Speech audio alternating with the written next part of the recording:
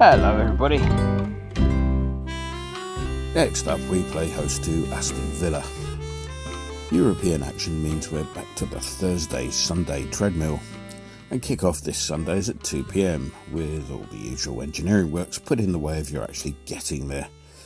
We've got a weekend or two off coming up. I wonder if the trains will be running then. So Villa then. Well, there's been a change of manager since we last met, which was in a 1-0 win at Villa Park, which gave us our first 3 points of the season back in August. Steven Gerrard somehow managed to limp through until October before being dismissed. Unai Dick Emery arrived. Whilst they still haven't been what you might call setting the world alight, he's managed to stick enough green ink on the ledger to keep them up in mid-table. Since the World Cup break, they've done okay, having won 5, drawn 1 and lost 4, since we were last told what a nice tolerant country Qatar is.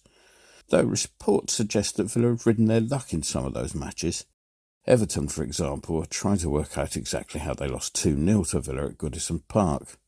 Having said that, they've probably amassed sufficient points to keep them out of the mire, unless anything spectacular happens. Their 34 points from the 25 games played so far has given them a 7-point cushion over Palace, who have been pretty dire of late, and are widely regarded as one of the 9 teams involved in the relegation scramble.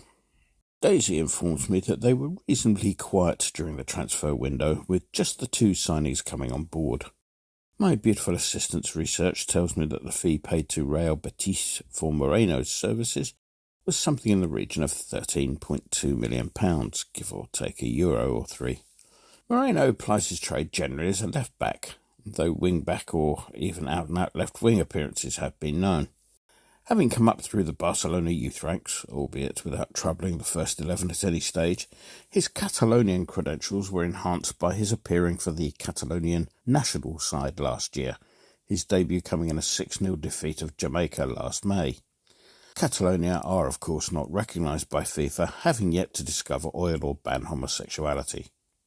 The other new arrival came in the form of John, and yes, that is how it's spelt, Duran, who commanded a £14.75 million fee from Chicago Fire, leaving Villa's former manager ruefully shaking his head as to what might have been had the club bought Colombian during his tenure.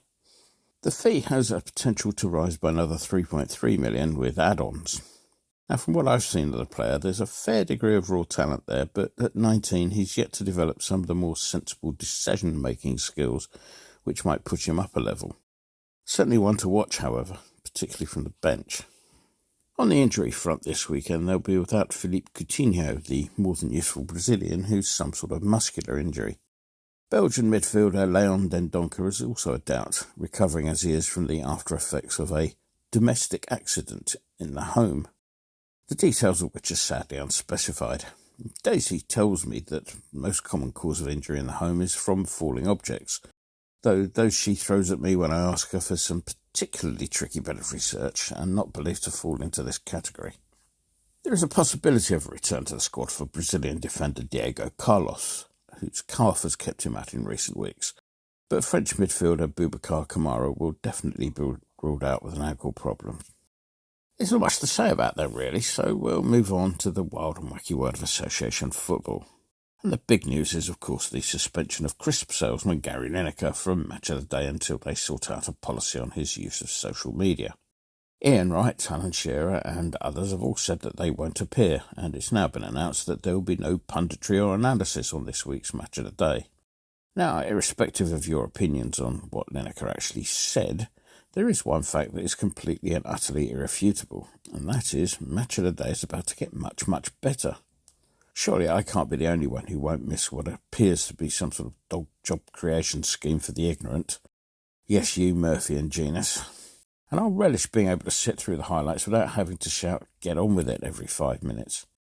If it's a success, perhaps the BBC could introduce a special red button service for those who actually want their football coverage polluted by inane prattling, leaving the rest of us to simply watch the highlights. I won't even charge the BBC for that idea. Though if someone would like to offer me a discount off the licence fee, I might even get round to paying it. The other thing I should point out from this week is the superb tactical innovation introduced in midweek by Spurs, who stunned the footballing world by going all out to defend a 1-0 deficit in their so-called Champions League match against Milan. They pulled it off in spectacular style too, a second half sending off, resulting in the substitution of an attacking player by a defender, just in case they might accidentally progress. Well done, Spurs. Let's move on to us.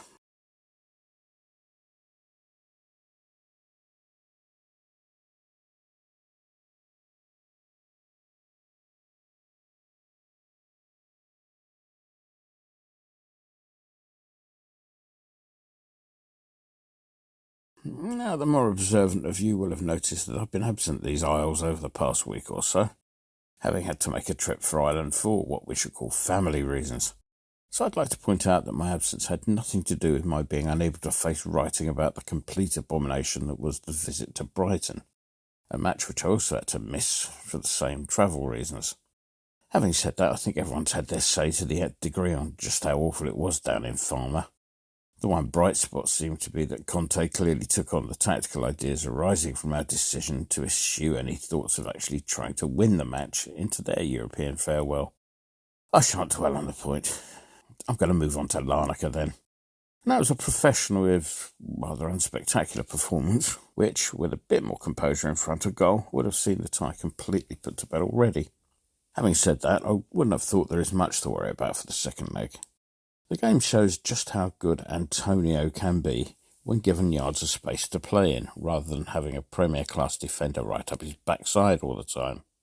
Best bit of the trip was the return of the lesser-spotted Maxwell Cornet, who, albeit against opposition of a lesser standard, at least showed some glimpses of the sort of creativity that we've been sadly missing for much of this season. The club have been very careful about reintroducing players too soon to first-team action, but sooner rather than later I'd start to give Cornet starts. Introducing him into matches that we're chasing will serve little purpose in my opinion. I've got one little gripe from Thursday night, and that would be our defending of corners.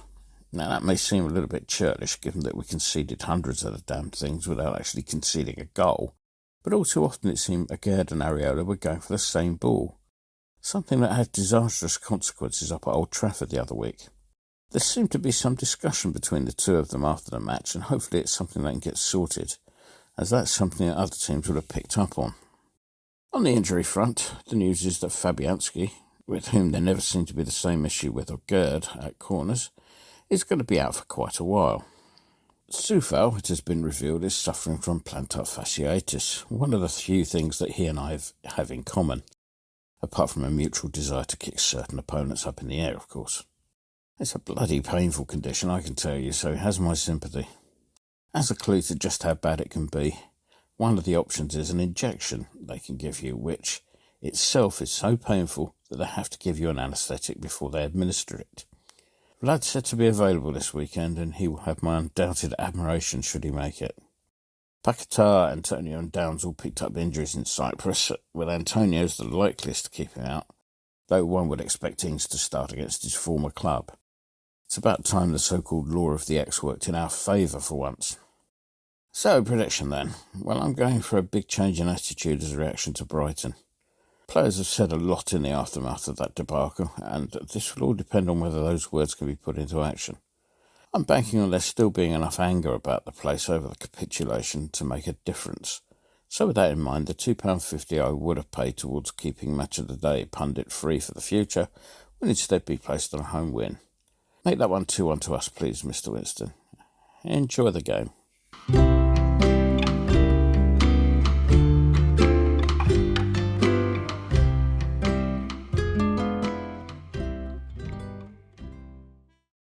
We're here in the offices of a Late Late Show with the host of a Late Late Show, James Corden. Hi. Big West Ham fan. Yes. And big knees up Mother Brown, man. Yeah. Get on the forum at kumb.com. Come on, you irons.